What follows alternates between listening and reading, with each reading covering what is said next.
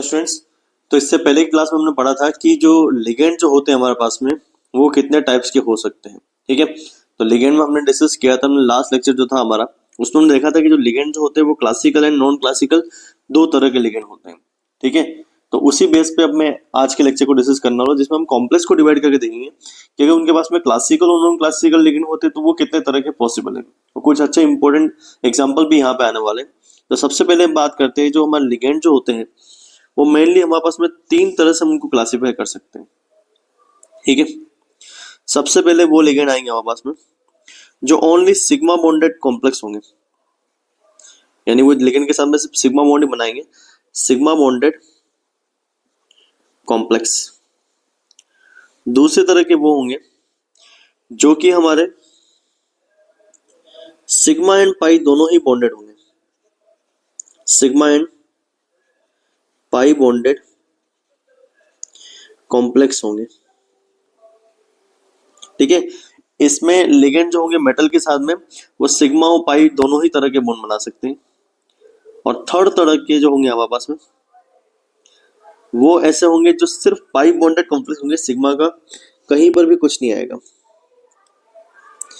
Third type के वो होंगे जो ओनली पाई बॉन्डेड कॉम्प्लेक्स होंगे,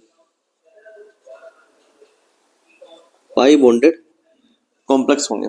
ठीक है, आइए एक एक करके इनसे उनको डिस्कस कर लेते हैं। तो सबसे पहले हम वही लेंगे जो हमारा सिग्मा बॉन्डेड कॉम्प्लेक्स होगा। ठीक है, तो ऐसे कॉम्प्लेक्स जो सिग्मा बॉन्डेड कॉम्प्लेक्स होंगे, तो सबसे फर्स्ट आएगा हमारे पास में sigma bonded complex, sigma bonded complex, जिसमें हमारा जो लिगेंड होगा वो मेटल के साथ में सिर्फ सिग्मा बॉन्ड ही बनाएगा। मेटल और लिगेंड के बीच में जो बॉन्ड बनेगा हमारा, ठीक है, वो ओनली एक ही तरह का बॉन्ड होगा, वो सिग्मा बॉन्ड ही होगा।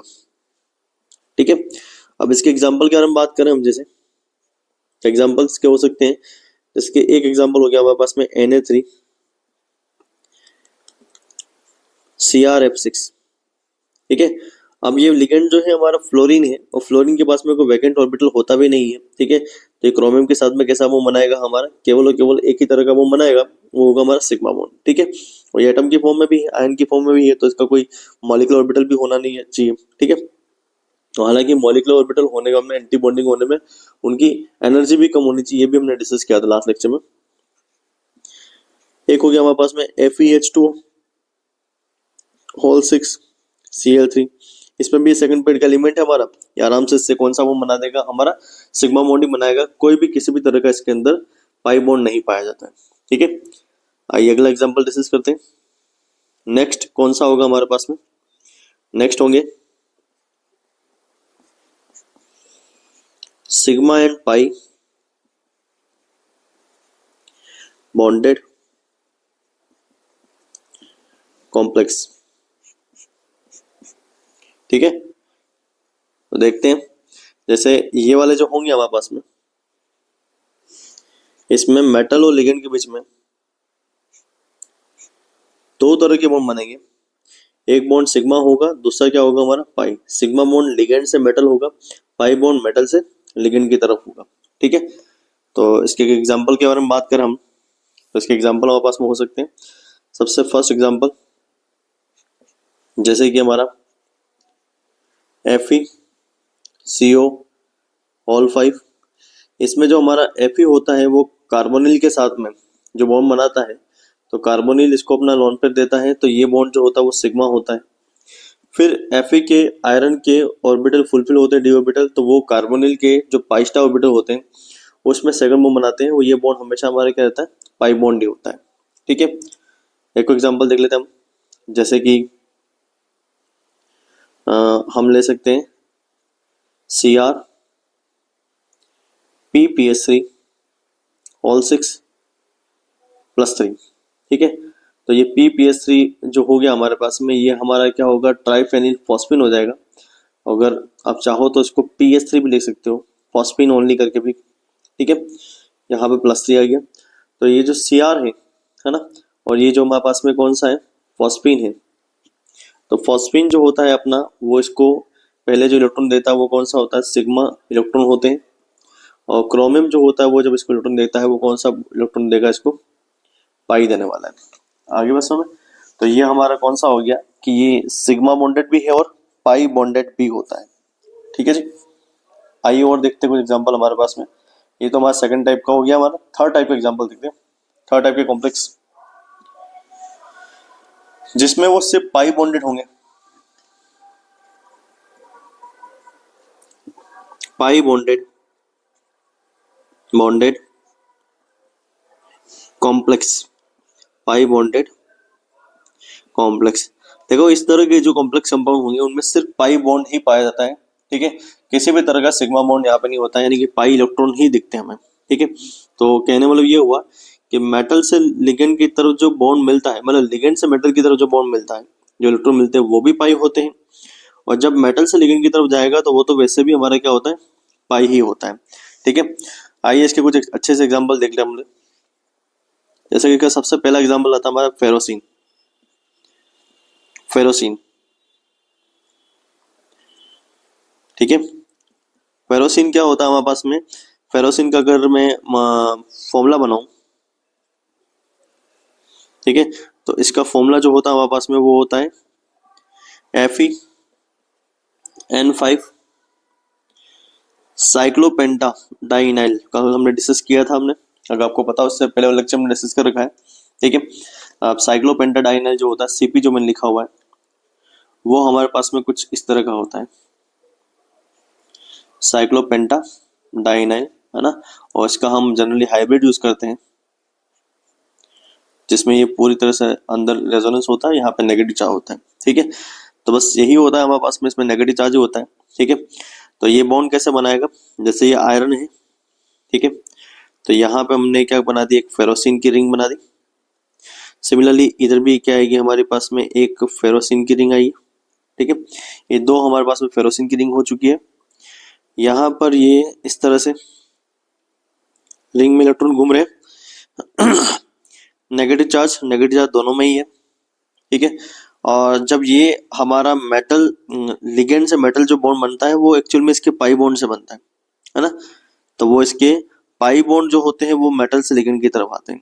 ठीक है, और जब ये वापस से मेटल से लिगेंड की तरफ भी इलेक्ट्रॉन जाते हैं, ठीक है, वो भी हमारे वैसे भी कौन से होते हैं, पाई ही होते हैं। ठीक है, तो वो इसके जो ऑर्बिटल होंगे, इसके वैकेंट ऑर्बिटल जो पाई स्टार ऑर्बिटल होते हैं, उनमें ये अपने इलेक्ट्रॉन ट्रांसफर करता है। सिमिलरली दूसरी रिंग में भी सेम ही होता है।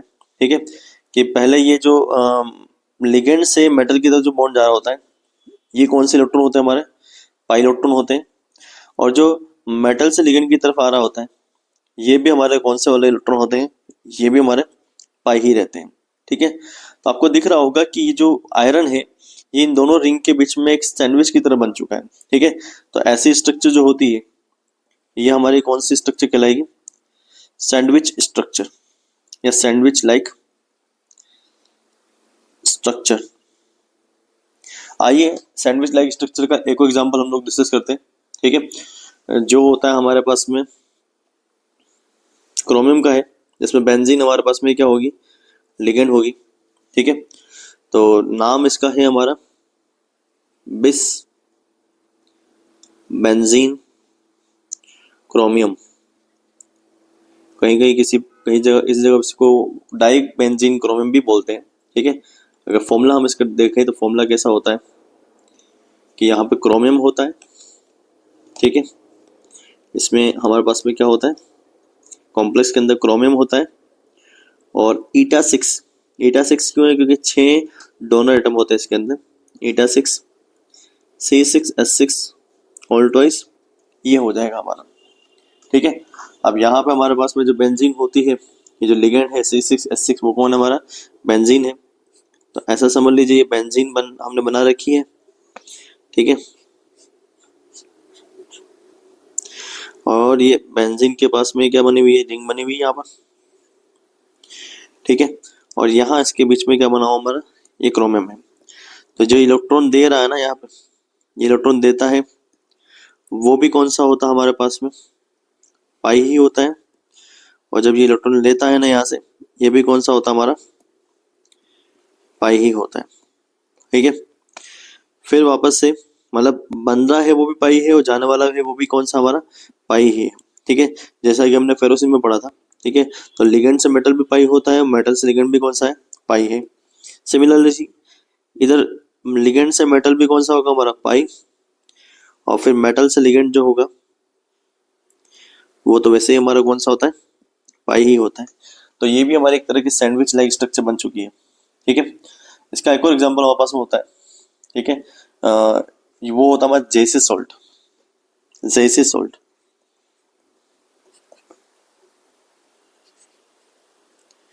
जैसे सॉल्ट। अब जैसे सॉल्ट की अगर हम बात करते हैं तो इसकी स्ट्रक्चर, इसका जो फॉर्मूला होता है हमारा वो क्या होता है, PtCl3। ठीक है, और eta2C2H4। अच्छा, इसमें अगर देखा जाए तो वैसे इसमें सिग्मा बॉन्ड भी होते हैं। ठीक है, बट मैं विद रिस्पेक्ट टू की बात कर रहा हूँ तो मैं इन दोनों के बीच के बारे में बात कर रहा हूँ। ठीक है, अगर हम इसको ओवरऑल काउंट करना चाहें तो इसके अंदर तो सिग्मा भी होगा, सिग्मा बॉन्ड तो ये बना ही रहा है हमारे पास में, पाई बॉन्ड यहाँ से बन रहा है, लेकिन इसका हम इन दोनों के बीच में जो बॉन्डिंग है उसके बारे में बात करते हैं। तो इन दोनों के बीच की बॉन्डिंग का अगर देखा जाए तो इनके बीच में जो बॉन्डिंग होती है वो पाई पाई ही होती है। ठीक है, तो हम ऐसा मानेंगे कि हम यहाँ पे जो पीटी है उसके साथ में जो 3Cl है, ठीक है, उन 3Cl को हम क्या करेंगे, नेग्लेक्ट कर देंगे। अब हम क्या करेंगे, जो C2H4 है यानी कि एथीन है और पीटी है उसके बीच के बॉन्ड के बारे में बात करेंगे। तो ये जो C2H2 है, ठीक है, ये, ठीक है, तो ये हमारा क्या करता है, अपना पाई बॉन्ड ही क्या करता है यहाँ पे, इसका जो आने वाला बॉन्ड है वो कौन सा है, पाई है, और जो इससे लेता है वो बॉन्ड भी कौन सा है, इसका पाई ही होता है। ठीक है, तो इसमें जो ये पर्टिकुलर बॉन्डिंग होती है वो दोनों ही तरह की बॉन्डिंग जो होती है वो कौन सी होती है, हमारी पाई ही होती है। ठीक है जी, तो ये हमने इसको क्या कर दिया, तीन तरह के कॉम्प्लेक्स में क्लासीफाई कर दिया। ठीक है, एक आपको और कभी कभी यहाँ पे एक और कॉम्प्लेक्स कंपाउंड होते हैं उनके बारे में पूछा जाता है। ठीक है, बॉन्डिंग से तो उनका ऊपर वाली बॉन्डिंग से तो कोई नहीं है, लेकिन काफी बार पूछा जाता है, हमने ऑर्गेनिक केमिस्ट्री में भी काफी बार सुना होगा। तो उन्हें बोलते हैं हम organo metallic compound, organo metallic compounds. देखते एक बार डेफिनेशन लिख देते हैं कि ऑर्गेनो मेटेलिक कंपाउंड्स क्या होते हैं। डेफिनेशन के according chemical compounds, chemical compounds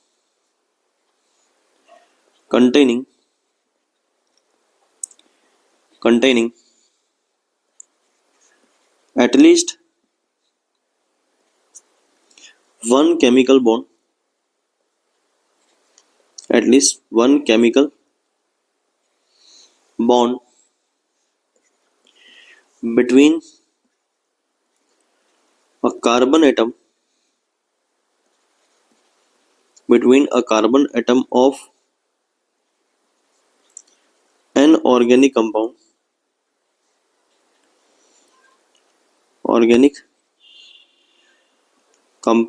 या ऑर्गेनिक मॉलिक्यूल ले सकते हैं, एक ही बात है, organic molecule and a metal, एक तो ऑर्गेनिक मॉलिक्यूल होगा हमारा carbon atom of organic molecule और एक मेटल होगा, इंक्लूडिंग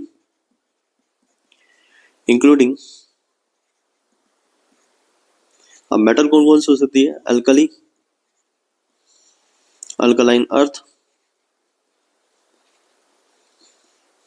ठीक है, ट्रांजिशन,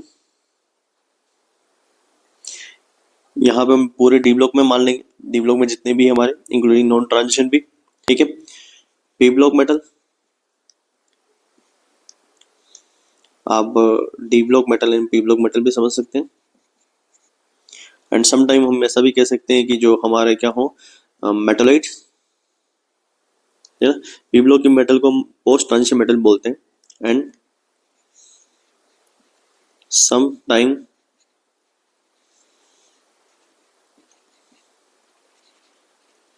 मेटलाइट्स लाइक बोरोन हो गया, सिलिकॉन हो गया, टीन हो गया, लेड हो गया, एक्सेट्रा। ठीक है, तो ऑर्गेनोमेटेलिक कंपाउंड क्या होगा? ऐसे केमिकल कंपाउंड होंगे जिनके अंदर कार्बन एटम का बॉन्ड बना होता है हमारा किसके साथ में? मेटल के साथ में होगा। वो अल्कली मेटल भी हो सकती है, अल्कलाइन अर्थ मेटल भी हो सकती है, डी ब्लॉक की मेटल भी हो सकती है ना, और या फिर आपका कोई ट्रांजिशन मेटल या पी ब्लॉक की मेटल या मेटल भी हो सकता है। ठीक है, एग्जाम्पल देखते हैं इनके कुछ। जैसे कि एग्जाम्पल हमने बोरोन ट्राईमिथाइल ले लिया। ठीक है, या आप इसको ऐसा कर सकते हो, अगर ये हमारा THF में होता है, टेट्राहाइड्रोफ्यूरन में होता है तो स्टेबल है, नहीं तो आप ऐसे कह सकते हो B2CH3 होल 6, है ना, इसको ऐसा भी लिख सकते हैं। N butyl lithium, n butyl lithium, है ना, एन ब्यूटाइल लिथियम, या फ्रैंकलिन रीजन का आपने सुना हो तो C2H5 होल 2Zn।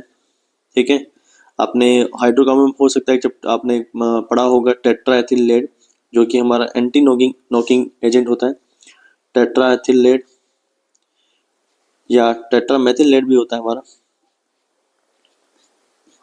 ठीक है, इन सभी में आप क्या देख रहे हो कि जो जितने भी यहाँ पर मेटल है और हमारा ऑर्गेनिक कंपाउंड, उनके बीच में बॉन्ड बन रहा है एक अच्छा सा हमारा, और ग्रिग्नार रीजन, ग्रिग्नार रिएजेंट, है ना। अगर आप ग्रिग्नार रीजन देखते हो तो वो हमारा क्या होता है, RMgX होता है। तो ये बॉन्ड जो है ऑर्गेनोमेटेलिक कंपाउंड का बॉन्ड यहाँ से इसलिए इसको कंसिडर किया था हमारा। जो हमने ऊपर पढ़ा था फेरोसिन्स, फेरोसिन्स, है ना, बिस बेंजीन क्रोमियम, बिस बेंजीन क्रोमियम, अभी भी डिस्कस किया हमने ऊपर, बेंजीन क्रोमियम। यहाँ पे बेंजीन और क्रोमियम के बीच बॉन्ड होता है। यहाँ पे फेरोसिन जो होता है हमारे पास में, ठीक है, उसका हमारा साइक्लोपेंटा डाइनेल के साथ बॉन्ड होता है।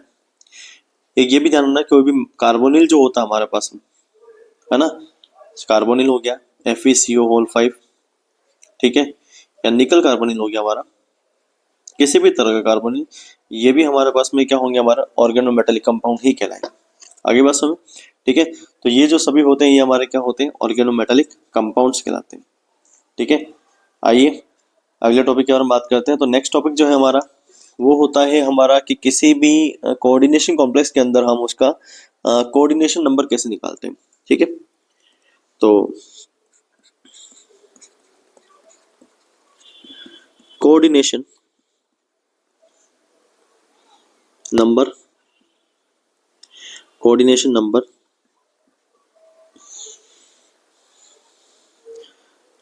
जिसको हम बोलते हैं CN से बोलेंगे। ठीक है, CN यानी कोऑर्डिनेशन नंबर हो गया, साइनाइड नहीं हो गया, ऑफ सेंट्रल मेटल एटम और ion in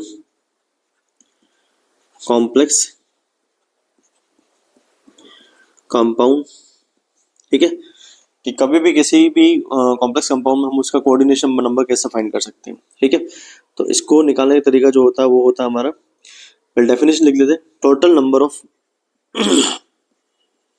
total number of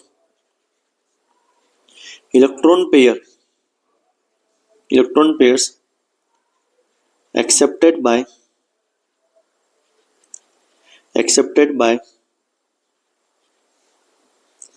central metal ion or atom from from donor atom of the ligand through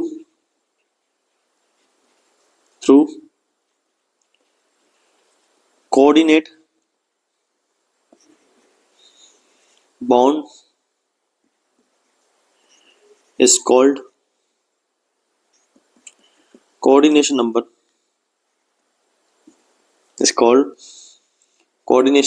of central metal atom और आयन, सेंट्रल मेटल एटम और ion. ठीक है, तो क्या बोल रहा है कि किसी भी कॉम्प्लेक्स कंपाउंड के अंदर किसी मेटल जो मेटल होता है हमारा लिगेंड से कितने इलेक्ट्रॉन पेयर को गेन कर रहा है, वही उसका क्या होगा, कोऑर्डिनेशन नंबर हो जाएगा। जिस एग्जांपल के तौर पे हमने एक एग्जांपल ले रखा है K4FeCN6 पोटेशियम फेरोसाइनाइड। इसमें हमारा ये जो मेन है इसी के बारे में डिस्कस करेंगे हम, जैसे कि ये फेरोसाइनाइड आयन है। तो FeCN6 के बारे में हम इसकी स्ट्रक्चर बना के देखें, ठीक है। तो इसकी स्ट्रक्चर जो हमें दिखेगी वो कैसे दिखेगी, जो आयरन है वो 6CN से क्या है हमारा अटैच है, कितने लिगेंड से अटैच है ये उसकी कोऑर्डिनेशन नंबर नहीं बताएगा, ठीक है। वो ये देखेगा कि वो कितने ही वहां पर इलेक्ट्रॉन पेयर गेन कर रहा है।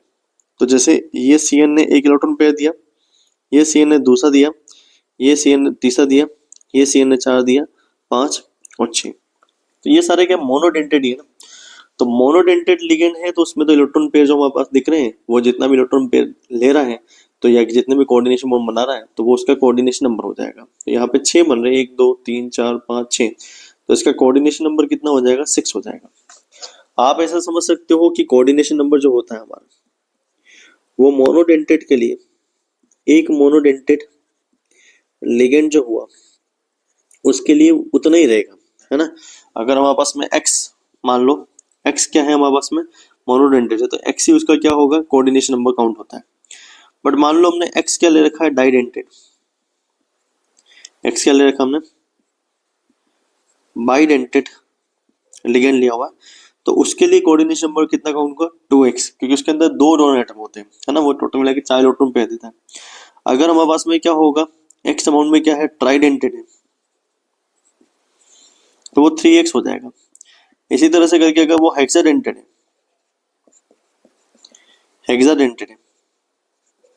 ना, जो भी उसकी डेंसिटी है तो उसके अकॉर्डिंग वो क्या होगा, उसको मल्टीप्लाई हो जाएगा। ये आपको बात यहाँ पर ध्यान रखनी है, ठीक है। तो आइए कुछ अच्छे से क्वेश्चन करके देख लेते हैं इसके, ठीक है। फिर हम देखते हैं कि आप उसमें आप लोग कोऑर्डिनेशन नंबर निकाल पाते नहीं पाते, ठीक है।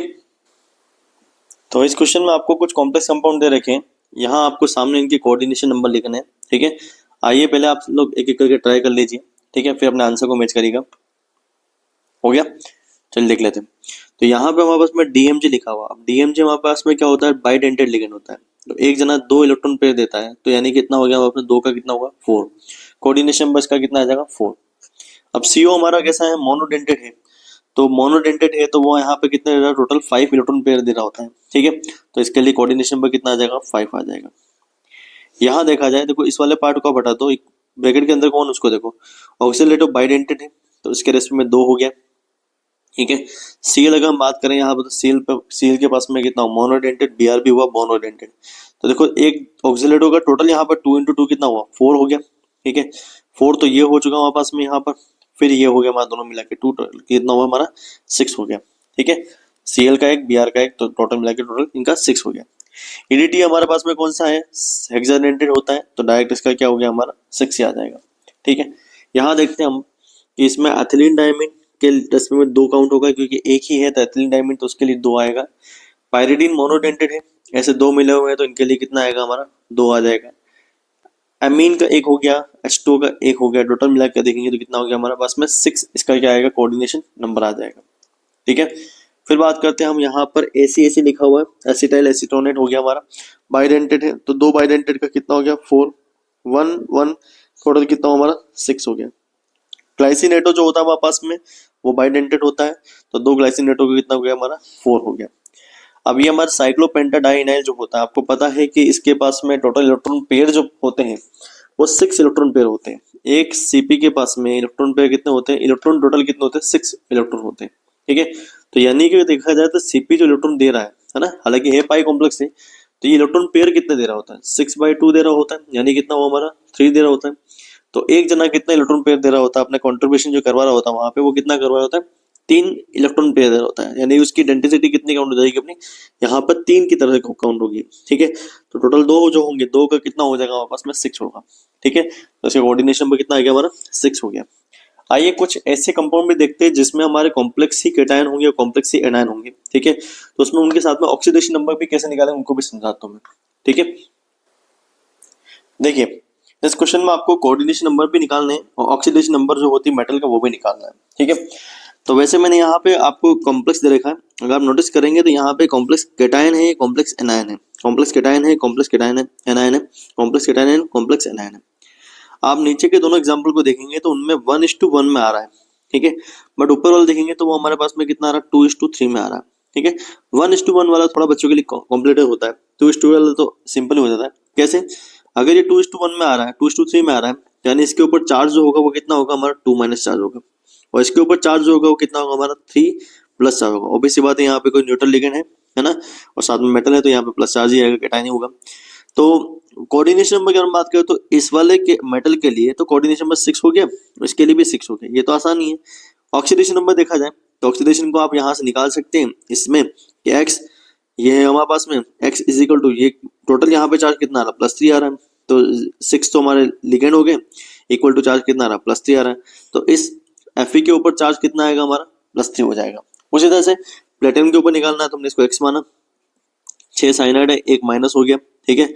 और टोटल उसके ऊपर जो चार्ज होता है, देखो हम सिर्फ इसी के ऊपर बात कर रहे हैं, है ना, इसकी आप जो एटोमिसिटी है ना, या जो इसका मल्टीप्लिकेशन उसको बात नहीं कर रहे, हम इतने से पार्ट के बारे में बात करें कि ये वाला जो पार्ट है उसके ऊपर ऑक्सीडेशन नंबर कितना है, ठीक है। तो अगर उसमें देखा जाए तो कितना आ रहा है हमारा -2 आ रहा है।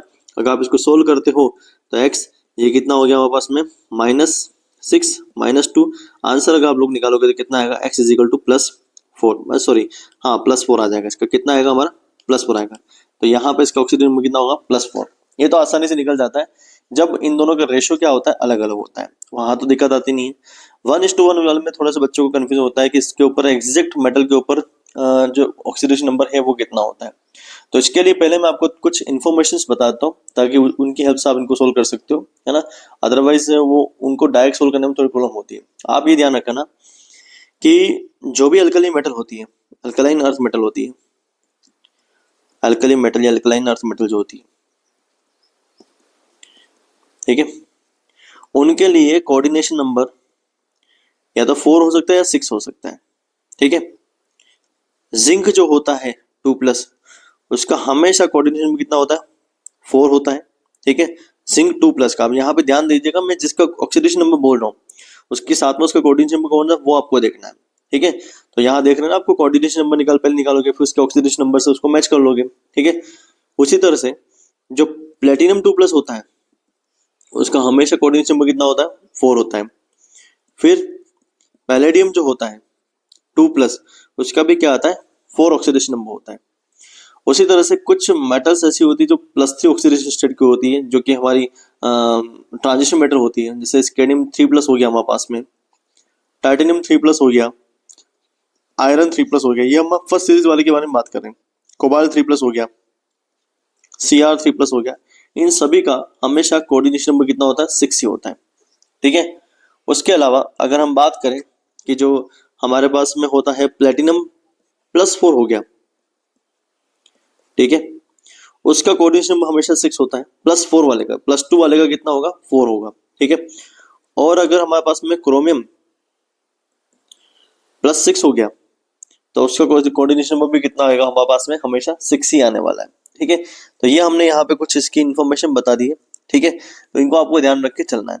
आइए देखते हैं, इनसे मैच करके हम ऊपर बनाते हैं। तो जैसे हमने यहाँ पे पहले प्लेटिनम की इनके कोऑर्डिनेशन नंबर लिख देते हैं, तो इनका कोऑर्डिनेशन कितना आ रहा है, 4 आ रहा है प्लेटिनम का। तो देखो प्लेटिनम का 4 कोऑर्डिनेशन कब आता है, जब उसके ऊपर ऑक्सीडेशन स्टेट क्या होती है, +2 होती है। तो अगर ये +2 हुई, ये तो 0 हो जाएगा, टोटल इस पे चार्ज कितना आएगा, +2 आ जाएगा। अब अगर इस पे +2 चार्ज है तो इस पे कितना आएगा हमारा, -2 होगा। तो कॉपर का निकालना हमें x, साइनाइड का कितना हो गया, मैं -2 डायरेक्ट कर लूँ, -2 हो जाएगा, ठीक है। इसका कितना आएगा, -2 इक्वल टू में कितना आएगा, -2। तो टोटल जो चार्ज आएगा इसके ऊपर वो कितना आएगा, +2 आ जाएगा, ठीक है। यानी कि अगर देखा जाए कि कॉपर प्लेटिनम के ऊपर तो +2 आ ही चुका है, और कॉपर के ऊपर भी कितना आएगा, +2। अच्छा रहा इसका कोऑर्डिनेशन नंबर, वो कितना दिख रहा है आपको यहाँ पे, टोटल 4 दिख रहा है, ठीक है। आगे बात समझो। उसी तरह से हम जिंक जो देख रहे हैं, जिंक वैसे भी +2 में होता है ना। तो जिंक जो है वो +2 होता है, तो उसका कोऑर्डिनेशन नंबर कितना होता है, 4 है। दिख भी रहा है हमें यहाँ पे कि इसका कोऑर्डिनेशन कितना है, 4 है। तो जिंक के लिए कोऑर्डिनेशन नंबर 4 है, और ऑक्सीडेशन स्टेट क्या है, +2 है। प्लेटिनम के लिए देखो यहाँ पे हमने कितना रखा हुआ है, 4 रखा हुआ है ना। तो प्लेटिनम के लिए मैंने यहाँ पे 4 बना रखा है, 4 नहीं, आई थिंक ये 6 है ना। देख लेते अभी चेक कर लेंगे। ठीक है, 6 है कि नहीं, तो इसको हमने कोऑर्डिनेशन नंबर के पास 6 कर दिया, इसको 6 बना दिया। तो 6 वाला जो होता है, तो 6 वाले के ऊपर इसका एक बार टोटल चार्ज लिख देता है। इसका टोटल चार्ज कितना होना चाहिए हमारे पास में, यहाँ से हटा देता हूँ, इसका टोटल चार्ज होना चाहिए हमारे पास में कितना, +2 होना चाहिए, तो इसके ऊपर -2 आना चाहिए, ऐसा कुछ होना चाहिए ना, ठीक है। हाँ, तो अगर प्लेटिनम अगर 6 है कोऑर्डिनेशन नंबर, प्लेटिनम का 6 अगर कोऑर्डिनेशन नंबर होता है, तो उस केस में उसके ऊपर ऑक्सीडेशन कितना आना चाहिए, +4 आना चाहिए। तो ये होगा +4 और ये होगा -6, तो -2 आ जाएगा। हाँ सही है, ठीक है। तो ये हमारे पास में क्या हो गया, +4 है, तो उससे क्या बनेगा, इसका -2 बन जाएगा टोटल, और कोऑर्डिनेशन नंबर इसका क्या है, 6 है। तो इस तरह से जब भी हमारे पास में आता है, तो तब आप थोड़ी सी ये जो इन्फॉर्मेशन है आपको ये ध्यान रखनी पड़ेगी, इनको आपको याद रखना पड़ेगा। आगे बात समझ, ओके। तो अगले मिलते हैं अपन नेक्स्ट लेक्चर में। यहाँ तक आपका जो भी लिगेंड का क्लासिफिकेशन वगैरह जो भी हमारे जो बेसिक टर्मिनोलॉजी थी वो हमने सारी कंप्लीट कर ली है, ठीक है।